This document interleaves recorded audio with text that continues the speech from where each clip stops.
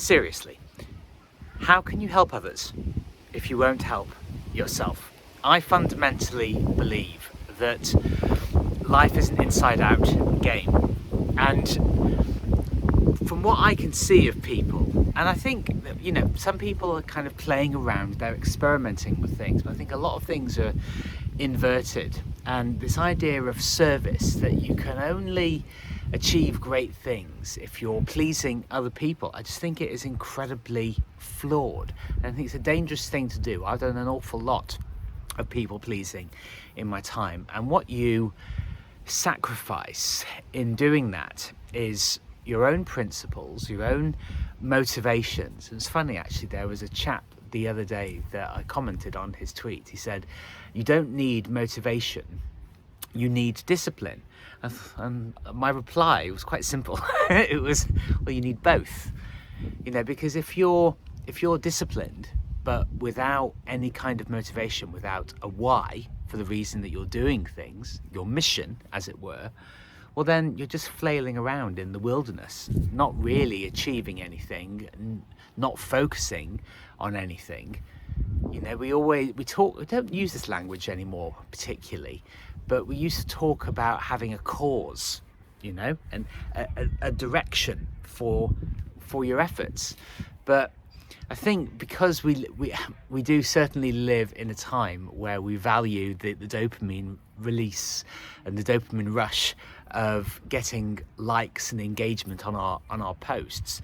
I don't think that's anything new. It's just a different form of it. We've always wanted social recognition because people went off to war in order to, you know, to protect their families, to protect their homelands. I think that's certainly the case. We have been territorial as a species.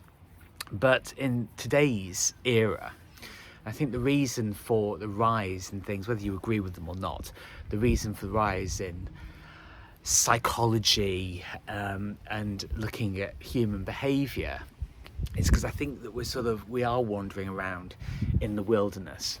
But I honestly believe that if you start to want good things for yourself, and you believe that your influence can spread and can inspire other people, I think it's a really good reason to actually start wanting good things for yourself, because I see a huge amount of people beating themselves up. I see and I recognise this in particular, I recognise a huge amount of perfectionism going on, and either or ship, you know, of saying, if you're not this, then you are this. If you are not working 55 hours a day every single day for 20 days of the week, then you are a loser.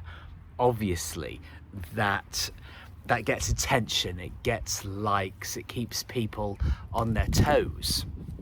But obviously we know that it's the stern schoolmistress standing over a student and just sort of peering down at them, looking rather, tiny children looking really terrified.